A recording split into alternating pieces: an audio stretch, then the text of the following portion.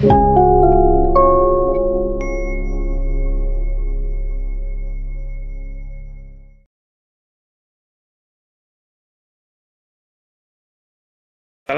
warahmatullahi wabarakatuh. Waalaikumsalam warahmatullahi wabarakatuh. Alhamdulillah kita bisa bertemu kembali di mata kuliah kita agama dan politik. Ya, ini pertemuan kedua kita setelah minggu lalu kita membahas, bukan membahas sebenarnya, menyampaikan informasi tentang apa mata kuliah ini. Ya, oke. Mata kuliah kita bernama atau berjudul agama dan politik. Ya, nah ini adalah tema yang saya kira menarik dan dalam banyak kasus juga provokatif ya. Nah, satu hal pertama yang mesti kita pahami dengan baik ketika ingin memahami mata kuliah ini dengan baik adalah apa sih agama itu? Apa sih politik itu? Begitu kan ya? Nah, ini penting kita pahami dengan baik supaya kita mengerti apa mata kuliah ini.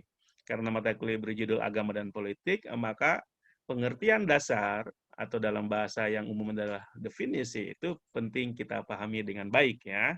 Oke.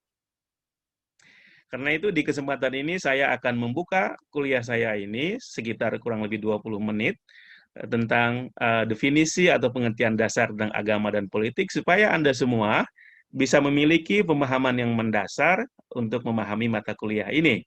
Karena kuliah kita adalah agama dan politik, maka sebuah keniscayaan bahwa kita semua, Anda semua memahami apa sih agama itu dan apa politik itu, lalu apa hubungannya atau relasi antara agama dan politik itu. Ya. Untuk itu saya ingin berbagi layar kepada Anda semua, supaya Anda bisa menangkap uraian saya ini dengan baik ya. Oke.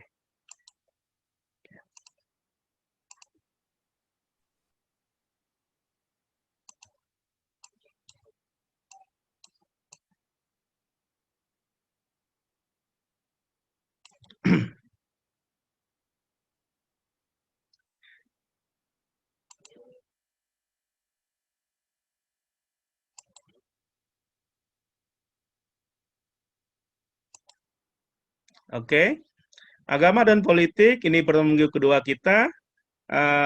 Kita akan fokus kepada apa definisi agama dan politik ya. Oke.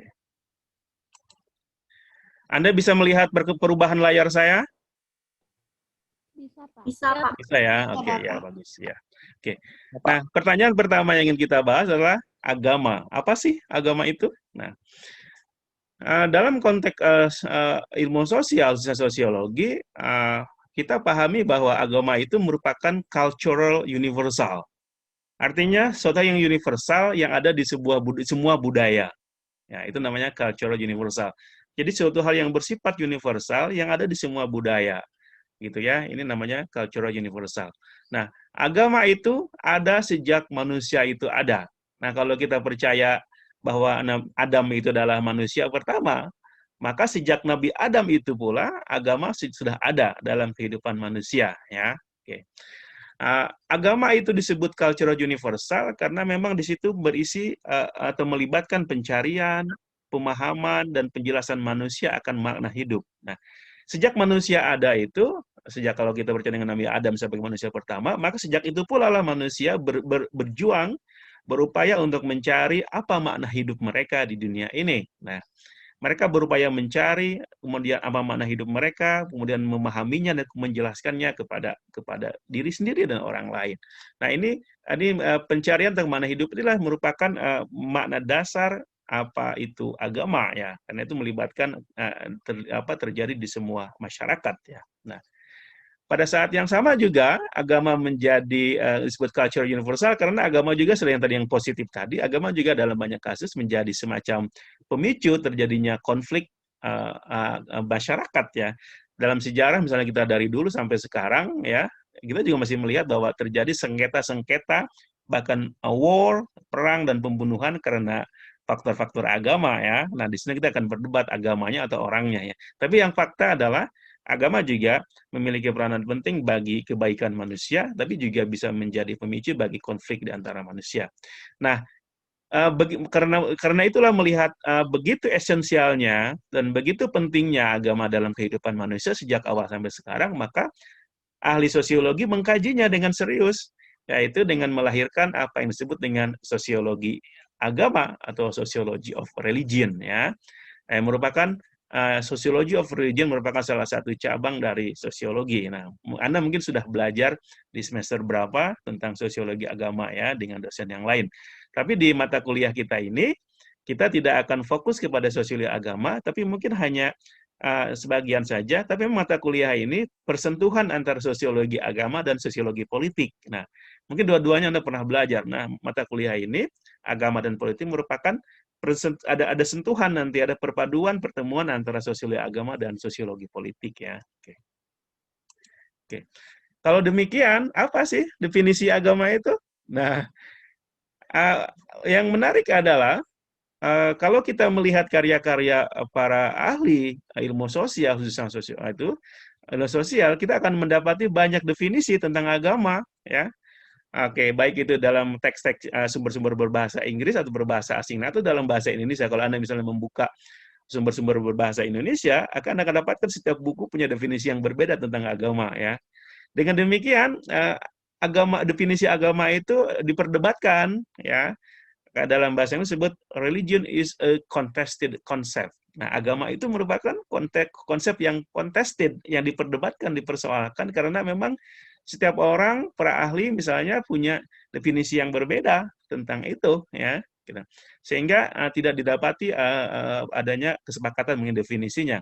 Mengapa itu terjadi? Karena begitu susahnya mendefinisi agama, karena itu melibatkan faktor yang bersifat personal, individual, pengalaman pribadi yang susah diukur, dan sebagainya. Nah, itu juga Anda bisa baca kalau Anda membaca reader yang saya berikan kepada Anda tentang bagaimana begitu banyaknya definisi tentang agama sehingga susah ditemukan kesepakatan di kalangan para ahli, ya. Nah, kalau kita bicara agama, itu adalah padanan dalam bahasa Inggrisnya adalah religion, bahasa Inggrisnya, ya.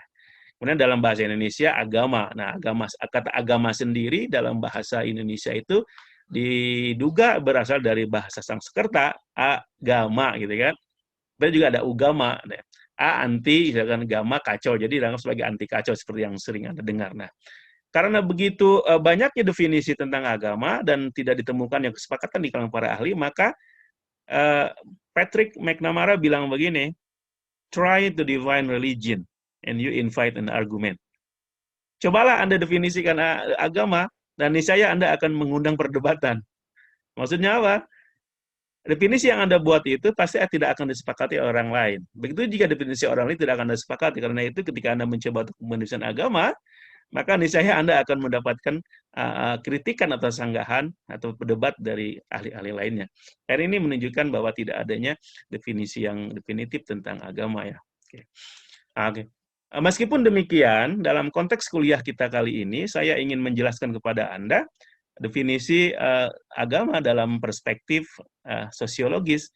Karena kita berada di jurusan sosiologi, maka saya ingin menyajikan kepada Anda agama definisinya dalam konteks sosiologis. Nah, seperti kita ketahui, agama itu ada religion dalam bahasa Inggris berasal dari kata bahasa Latin religio. Apa artinya religio itu? Respect for what is sacred. Artinya hormat terhadap apa yang suci, apa yang sakral.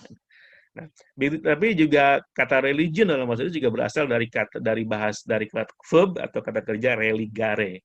Artinya to bind, mengikat. Nah, mengikat apa? Mengikat antara penganutnya dengan yang sakral tadi. Nah, ini. Jadi dari ini religion berasal dari kata bahasa Latin religio dan religare. Nah, bagi ahli sosiologi atau sosiologis, mereka dalam mengkaji agama itu dalam hal bagaimana agama itu memberikan impact atau pengaruh kepada masyarakatnya. Ini yang dikaji yang menjadi perhatian para ahli sosiologi. Kalau sosiologi itu fokus kepada bagaimana mereka ingin menggali impact atau pengaruh agama terhadap masyarakat. Jadi mereka mengkaji hubungan antara masyarakat, agama dan masyarakat dalam hal social impact of religion. Jadi dampak sosial agama terhadap masyarakat. Mari kita lihat tokoh-tokoh besar sosiologi yang mencoba untuk menjelaskan apa itu agama ya secara definisinya. Nah, saya ini ada 3 tokoh yang saya ingin sampaikan kepada Anda. Yang pertama Émile Durkheim, ya Anda ini pasti tahu semua ya. Nah, Kak Emil Durkheim mencoba menjelaskan tentang agama dan definisinya dan seterusnya dalam karyanya yang sudah sangat klasik, The Elementary Form of Religious Life. Nah, ini saya kira Durkheim menjelaskan bagaimana definisi agama dan fungsinya bagi masyarakat. Yang menjadi perhatian Durkheim adalah bagaimana agama itu berpengaruh atau berfungsi kepada masyarakat. Tokoh kedua sosiolog yang bisa kita baca karyanya tentang agama, khususnya definisi agama, adalah Max Weber. Nah, karya yang paling terkenal adalah The Protestant Ethic and the Spirit of Capitalism. Nah, berbicara bagaimana pengaruh agama, khususnya agama Protestan terhadap tumbuhnya kapitalisme di Barat. Yang ketiga, Karl Marx. Nah, Anda pasti tahu ini. Dalam karyanya The Contribution to Critique of Hegel's Philosophy of Right. Nah, mungkin ada saya kira yang ini adalah ungkapan yang paling terkenal dari Marx. Dia bilang, Anda sudah tahu kan, agama adalah candu masyarakat. Nah, itu kan. Nah, sebenarnya ungkapannya panjangnya begini karena suka dipotong ya. Dalam karyanya Contribution to Critique of Hegel's Philosophy of Right, Marx bilang, religion is the sigh of the oppressed creature, the heart of a heartless world, and the soul of the soulless condition. It is the opium of the people. Nah, biasanya orang hanya fokus kepada yang paling kalimat yang paling akhir itu, it is the opium of the people. Agama adalah candu atau opium bagi masyarakat. Nah, kalau Anda tidak akan memahami dengan baik kalimat yang terakhir kalau Anda tidak baca yang sebelumnya ya. Nah, ini. Agama adalah desah napas, keluh kesah orang-orang yang makhluk yang tertindas, maksudnya kaum proletar ya, kaum pekerja di bawah dominasi kaum borjuis. Agama itu merupakan hati dari dunia yang tidak punya hati, kata Marx. Agama itu pula merupakan jiwa daripada kondisi yang tidak punya jiwa.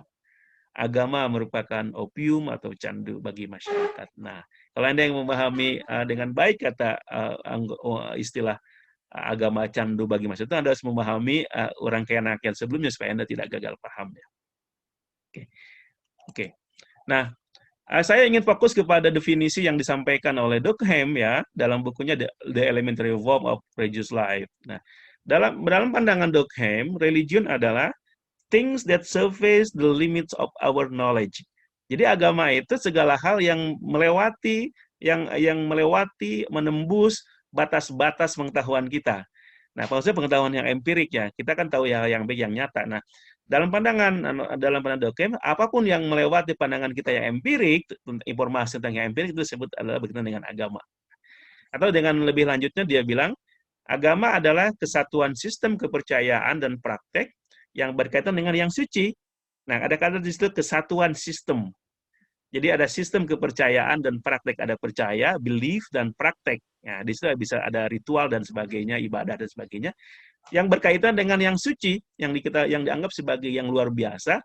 Ini dalam bahasa Sunda yang asli, anu maha suci, anu maha agung gitu kan. Anu maha kawasa, dalam bahasa Hindu ada yang Sang Hyang Widi dan sebagainya.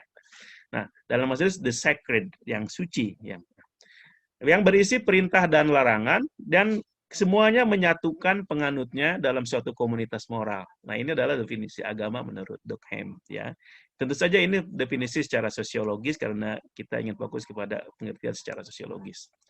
Nah, kalau dalam menjelaskan tentang agama itu, para ahli sosiologi membagi agama kepada 3 hal, yaitu berisi tentang experience, yaitu pengalaman, kedua beliefs, keyakinan, kepercayaan, dan ritual, ibadah-ibadah. Nah, ini yang menjadi fokus kajian para ahli sosiologi ketika mengkaji agama, yaitu fokus pada pengalaman agama, kepercayaan agama, dan praktek-praktek keagamaan dalam bentuk ritual dan ibadah. Nah, para ahli sosiologi juga mencoba untuk membagi agama itu dalam konteks untuk menjelaskan agama itu sebagai sesuatu yang bersifat personal atau individual. Agama itu dalam pandangan mereka itu bersifat individual dan personal karena melibatkan pengalaman, itu pasti agama itu bersifat personal. Itu juga belief seseorang percaya atau tidak bergantung kepada keyakinannya diri masing-masing. Tetapi pada saat yang sama juga dalam perspektif sosiologis, agama bukan cuma bersifat individual, tetapi juga bersifat sosial. Karena dalam perspektif sosiologis, agama merupakan salah satu lembaga sosial yang penting, ya. Nah, karena itu ada muncul sosiologi agama, karena agama di situ dilihat sebagai suatu lembaga sosial yang sangat penting. Inilah yang menjadi kajian ahli sosiologi, bagaimana agama punya pengaruh kepada masyarakat. Nah, kalau demikian dalam pandangan sosiologi, khususnya Durkheim, yang menjadi isu mereka tidak berupaya untuk menggali atau membuktikan bahwa Tuhan itu ada atau tidak. Tetapi para ahli sosiologi mencoba untuk menjelaskan how does religion function socially in a society. Mereka berupaya untuk menjelaskan bagaimana agama itu berfungsi secara sosial dalam sebuah masyarakat. Nah, jadi mereka tidak mencoba untuk menggali Tuhan itu ada atau tidak, tapi mereka ingin menggali, mencoba memahami apa fungsi agama bagi masyarakat, ya penganutnya. Dengan demikian, Durkheim berkata, there are no religion which are false. Dengan demikian tidak ada agama yang palsu, ya, karena itu bukan menjadi ranah kajian dari sosiolog. Karena itu mereka tidak peduli agama itu palsu atau tidak, semua adalah tanda petik baik, benar, ya, karena yang mereka pedulikan adalah bagaimana fungsi agama kepada masyarakat. Ini adalah penjelasan Durkheim, ya. Nah, tadi penjelasan saya tentang agama. Karena kuliah kita adalah agama dan politik, maka ada variabel yang kedua yang Anda pahami dengan baik, yaitu politik, ya. Oke. Apa itu politik? Sama juga. Politik dalam bahasa Indonesia itu berasal dari bahasa Inggris, politics, itu Inggrisnya. Sama juga dengan agama, ternyata para ahli juga punya pandangan yang berbeda dalam hal mendefinisikan politik, ya. Karena itu sama seperti agama, politik merupakan a contested concept, konsep yang diperdebatkan. Karena itu istilah ini, politik ini punya banyak makna, ya, tergantung kepada siapa yang mendefinisikannya. Nah, secara etimologis, kata politik itu berasal dari kata politics dalam bahasa Inggris, yang berasal dari bahasa Yunani, yaitu polis. Nah, Anda sudah dengar ini kan? Nah, polis itu, kalau kita terjemahkan kepada sekarang itu seperti kota, negara kota. Sebuah kota atau wilayah, tapi punya pemerintahannya sendiri. Wilayahnya kecil, seperti sebuah kota, ya. Tapi punya kekuasaan tersendiri, gitu. Malah sebut polis, city state. Kalau sekarang mungkin seperti Singapura. Singapura itu kan sebuah kota, hanya sebuah kota kecil, tapi juga sebuah negara. Nah, itu city state. Kalau di kita, Bandung misalnya, itu sebuah kota, tapi bukan sebuah negara, hanya bagian dari negara. Nah, di zaman Yunani dulu itu banyak city state ini. Yang paling terkenal adalah Athens atau Athena, ya. Itu kalau terkenal. Maka di situ Athens punya pemerintahan sendiri dalam mengatur negara, rakyatnya. Yang bisa kita ambil sampai sekarang adalah model ya demokratis yang diterapkan di Athens itu, ya. Oke. Nah, bagaimana kalau demikian, kalau kita melihat banyak definisi agama, bagaimana kalau begitu kita memahami politik? Nah, saya supaya tidak membuat Anda bingung, saya ingin menyampaikan kepada Anda, kalau agama itu, politik itu, kalau kita ingin memahami politik dengan baik, kita harus melihatnya dalam dua aspek. Yang pertama, politik as an arena. Politik sebagai sebuah arena, ya, atau lokasi. Lokasi apa? Arena apa? Lokasi di mana tindakan politik dilakukan. Nah, oke, itu ya. Itu yang pertama, ya. Dengan demikian saya ingin menyampaikan kepada Anda, kalau politik sebagai sebuah arena atau lokasi di mana politik dilakukan, maka politik pertama dianggap atau dipandang sebagai the art of government. Politik adalah seni memerintah. Nah, gitu kan? Nah, itu. Ini saya ingin Anda dengar kan? Nah, politik itu sebuah seni memerintah. Nah, ini terkenal misalnya dengan ungkapan Otto von Bismarck, kanselir pertama Jerman, dia bilang, politik is not a science. Politik itu bukan sebuah ilmu, but an art. Seni. Seni apa? Seni memerintah. Nah, maksudnya apa? Seni memerintah orang banyak. Bagaimana orang banyak itu dikuasai dan dikontrol melalui apa? Melalui pembuatan dan penerapan keputusan-keputusan kolektif yang dibuat bersama.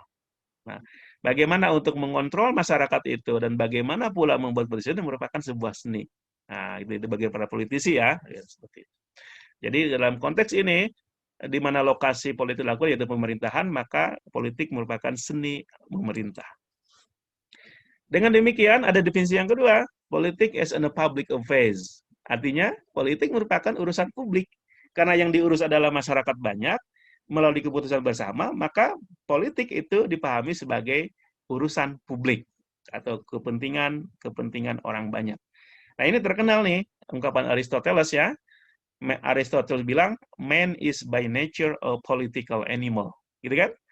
Ini harus Anda tahu nih. Di jurusan politik kita namanya ada jurnal Politikon ya, gitu. Maksudnya dia mengatakan bahwa manusia itu adalah makhluk politik. Nah, menurut Aristoteles, manusia ini merupakan satu-satunya makhluk yang berpolitik. Maksudnya apa? Kita banyak makhluk nih, ada hewan dan sebagainya, binatang dan tumbuhan. Cuma satu-satunya di dunia ini makhluk binatang yang berpolitik, yaitu manusia. Nah, apa bedanya? Maksudnya, dengan berpolitiklah manusia merupakan satu-satunya makhluk yang bisa hidup dengan baik dan mengatur dirinya. Politik itulah yang membedakan manusia dari hewan-hewan lainnya. Karena dengan politik itulah, dalam pandang Aristoteles, manusia bisa mengatur hidupnya sehingga hidup mereka lebih bagus dan lebih unggul daripada hewan lainnya. Dengan demikian, dalam pandangan Aristoteles, politik adalah aktivitas etis untuk menciptakan masyarakat yang adil atau just society atau good life bagi masyarakatnya. Nah, dengan lalu Aristoteles berkata, dengan demikian politik itu sangat penting bagi masyarakat sehingga dia menyebutnya sebagai the master science. Artinya ilmu utama. Karena di situ banyak melibatkan orang-orang supaya mereka bisa melibatkan urusan orang banyak supaya mereka bisa hidup baik sebagai manusia, sebagai makhluk yang terbaik. Nah, dengan demikian istilah political atau politis dalam bahasa Indonesia itu melibatkan keperluan orang banyak, public life, public affairs. Nah, sesuatu yang tidak bersifat politis atau non-politis itu berkaitan dengan sesuatu yang bersifat pribadi atau private life. Jadi kalau Anda melihat orang bilang ini bersifat politis, nah maksudnya adalah berkaitan dengan kepentingan orang banyak. Oh, ini non politis, berarti ini berkaitan dengan urusan pribadi, tidak melibatkan urusan orang banyak. Nah, okay. Nah, yang kedua, kalau kita ingin memahami politik dengan baik, kita harus melihatnya politik sebagai sebuah proses. Oke? Sebuah proses. Nah, maksudnya apa? Politik adalah cara bagaimana keputusan-keputusan dibuat untuk kepentingan orang banyak tadi. Nah, kalau tadi kan yang pertama politik di mana dilakukan sebagai lokasi. Sekarang bagaimana politik itu dilakukan? Inilah politik disebut sebagai politik as a process. Nah, dalam konteks ini, kalau sudah disebut ini, maka politik dipahami sebagai politik as compromise and consensus. Politik adalah kompromi dan konsensus. Maksudnya apa? Nah, ketika sekelompok masyarakat mengurusi politik, mengurusi orang banyak, maka tentu saja ada banyak kepentingan. Kelompok A, kepentingannya begini, B begini, C begini, dan sebagainya. Begitu juga individu. Nah, kepentingan yang banyak ini, tentu kalau tidak diurus dengan baik, akan menimbulkan konflik. Nah, caranya melalui politik. Dengan acara apa? Kompromi dan konsensus. Nah, kepentingan yang berbeda itu dilakukan kompromi, sehingga tercapai konsensus, sehingga tidak terjadi konflik, dan urusan publik bisa tercapai. Dengan demikian, politik disebut sebagai the art of the possible. Seni segala kemungkinan. Dalam politik itu tidak ada hal yang mungkin. Dalam politik itu tidak ada hal yang tidak mungkin. Semua bisa mungkin terjadi dalam politik itu. Nah, mungkin Anda sering pernah dengar, dalam politik itu tidak ada yang abadi kan, semua yang ada adalah kepentingan. Ada dengar itu kan? Nah, misalnya dalam presiden pilpres kita, Prabowo yang begitu sangat menyerang Jokowi atau sebaliknya, itu kan? Tiba-tiba sekarang dia bergabung menjadi pemerintahan dan sebagainya. Begitu juga orang-orang pendukungnya menentang Pak Jokowi ketika dalam pemerintahan sekarang mereka bergabung dengan Jokowi dan sebagainya.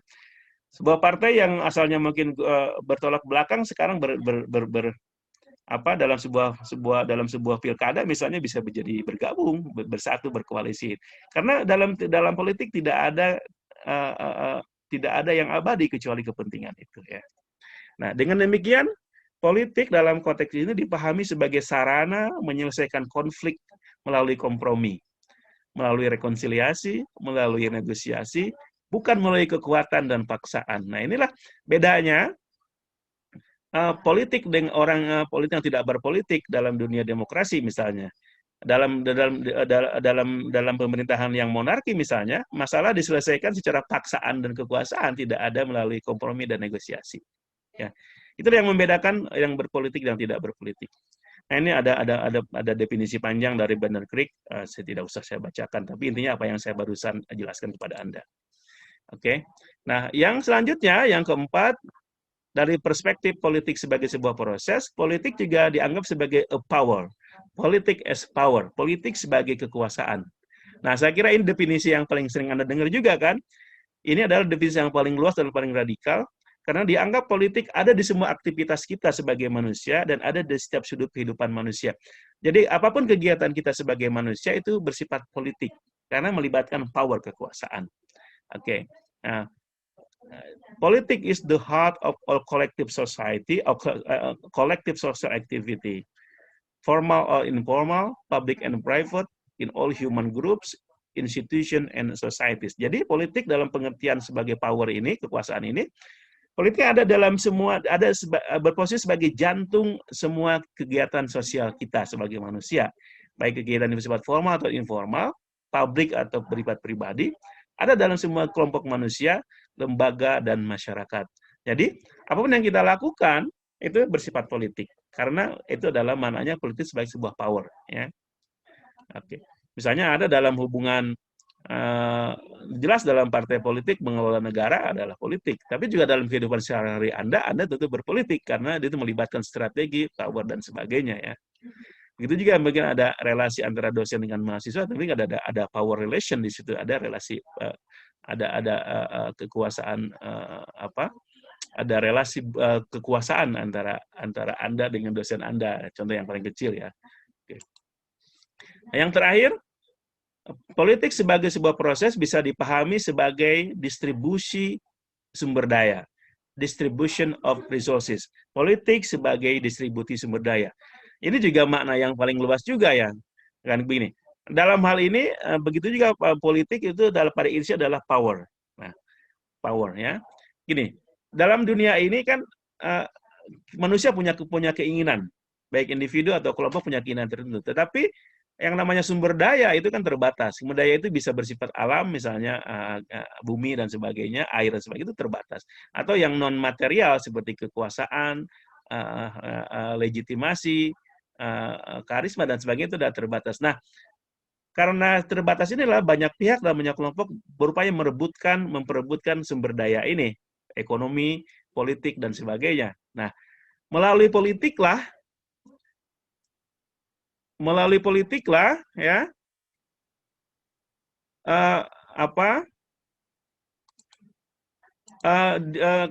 pencapaian distribusi sumber daya itu bisa dikendalikan, didistribusikan kepada banyak orang supaya tidak terproses hanya mengumpul kepada kelompok tertentu saja. Nah, melalui politiklah sumber daya itu bisa dibagikan sehingga misalnya presiden itu tidak memegang semua aspek kekuasaan, yudikatif, legislatif, dan eksekutif. Dibagikan kepada anggota-anggota pihak lain ya, sehingga presiden tidak hanya mengurusi eksekutif, legislatif diurus oleh DPR, yudikatif oleh kehakiman, polisi, dan sebagainya. Nah, itu salah satu adalah distribusi kekuasaan berupa sumber daya. Oke. Nah, tadi sudah saya jelaskan pengertian agama dan politik. Pertanyaan berikutnya, kalau Anda sudah paham apa itu agama dan politik, so what? Lalu apa? Oke. Banyak hal dari aspek dan agama dan politik yang sudah Anda pahami. Apa yang akan dipelajari di mata kuliah ini? Apakah agama masih ada dalam masyarakat modern sehingga masih penting, misalnya relasi bagi urusan politik? Lalu di manakah apakah ada kaitan antara agama dan politik? Apakah agama bisa mempengaruhi politik? Apakah politik sebaliknya juga mempengaruhi agama? Lalu bagaimana relasi sebenarnya antara agama dan politik? Ini adalah pertanyaan yang sangat penting kita pahami ketika kita berbicara tentang agama dan politik dalam mata kuliah ini. Semua hal tadi akan menjadi bahasan utama kita di pertemuan minggu-minggu berikutnya. Ya. Next week kita akan mulai membahas apa sebenarnya relasi antara agama dan politik dalam berbagai aspeknya. Oke.